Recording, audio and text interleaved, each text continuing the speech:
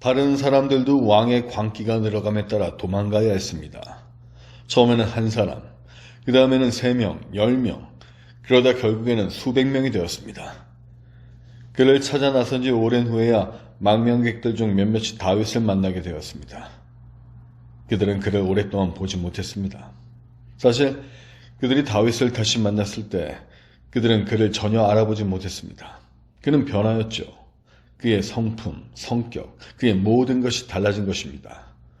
그는 말수가 줄었으나 하나님을 더 깊이 사랑하게 되었습니다. 노래도 다르게 불렀습니다. 그들은 이런 노래를 들어보지 못했습니다. 어떤 것들은 말로 다 표현할 수 없을 만큼 아름다웠지만 어떤 노래들은 피가 얼어붙은 만큼 처절하기도 했습니다. 그를 찾아 그와 함께 도망자가 되기로 한 사람들은 불쌍하며 보잘것없는 무리였습니다. 도둑들, 거짓말쟁이들, 불평, 분자들, 흠만 잡는 자들, 반역으로 마음이 가득한 자들. 그들은 왕에 대한 미움으로 눈이 멀었으며 따라서 모든 권위자들에게도 그러하였습니다. 그들이 혹 낙원에 들어갈 수 있다면 그곳에서라도 문제를 일으킬 그런 자들이었습니다. 다윗은 그들을 인도하지 않았습니다. 그들의 태도에 동의하지 않았습니다. 그러나 그들은 자발적으로 그를 따르기 시작하였습니다. 그는 결코 권위에 대해 말하지 않았습니다. 결코 순종에 대해 말하지 않았습니다. 그러나 한 인간에게 그들은 순복하였습니다. 그는 규칙을 만들어내지 않았습니다. 율법주의라는 말은 망명객들에게서는 찾아볼 수 없는 단어였습니다. 그럼에도 불구하고 그들은 밖으로 드러나는 자신들의 삶을 깨끗게 하였습니다. 서서히 그들의 내면도 변화되기 시작하였습니다. 그들은 순종이나 권위를 두려워하지 않았습니다. 그런 것에 대해 토론하기는커녕 생각조차 하지 않았습니다. 그러면 그들이 어떻게 그를 따랐을까요? 정확히 말하자면 그들이 그를 따른 것이 아닌지요. 단지 그가 다윗이었기 때문입니다. 그것은 더 이상 설명이 필요 없는 것입니다. 그리하여 두 시대를 거쳐 처음으로 진정한 왕권이 탄생하게 되었습니다. 어째서요? 다윗이요? 어째서입니까? 또 하나의 이름 없는 동굴에서 사람들은 요란스럽게 동요되었습니다. 모든 사람들은 도저히 이해할 수 없는 다윗의 행동에 대해 혼란스러워했으며 마침내 요압은 어떤 해명을 요구하며 나섰습니다. 다윗은 부끄럽게 여기거나 적어도 변명을 했어야 할 것입니다. 그러나 그는 아무것도 하지 않았습니다. 혼자만이 볼 수 있는 다른 세계를 보는 듯 그는 요압을 멍하니 보고 있었습니다. 요압은 다윗 앞으로 곧장 걸어가 그를 경멸하며 분노를 퍼붓기 시작했습니다. 여러 번이나 그는 성에서 당신을 창으로 찔러 죽이려 하였지요. 나는 그것을 두 눈으로 똑똑히 보았습니다.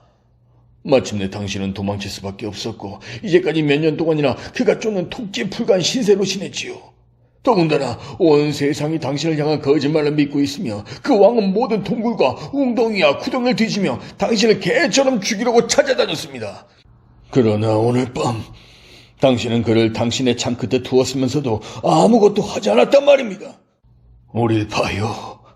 우린 다시 짐승이 되었지요. 불과 1시간 전에 우리는 해방될 수가 있었습니다. 그래요. 우리는 당장 자유롭게 될 수 있었지요. 다윗이요. 왜 당신은 이런 고통의 날들을 끝내지 않는단 말입니까? 도대체 왜? 오랜 침묵이 흘렀습니다. 사람들은 다시 웅성거리기 시작했습니다. 그들은 다윗이 책만 받는 일에 익숙하지 못했던 것입니다. 왜냐하면 다윗은 천천히 말하였습니다. 요구한 내용들은 들었지만 그 태도는 듣지 못했다는 듯이. 오래전에 그는 미치지 않았었소. 그는 젊었지요. 그는 위대하였소. 하나님과 인간의 눈에 위대하였다오. 그리고 그를 왕으로 세우신 분은 하나님이셨지 사람이 아니란 말이오. 그러나 지금은 미쳤습니다. 그리고 하나님께서도 이제는 함께 하시지 않습니다. 그리고 다윗, 언젠가는 그가 당신을 반드시 죽일 것입니다. 요압이 흥분하여 대답하였습니다. 그가 날 죽이는 것이 내가 그의 방법을 배우는 것보다 낫소. 그가 나를 죽이는 것이 내가 그와 같이 되는 것보다 낫단 말이오.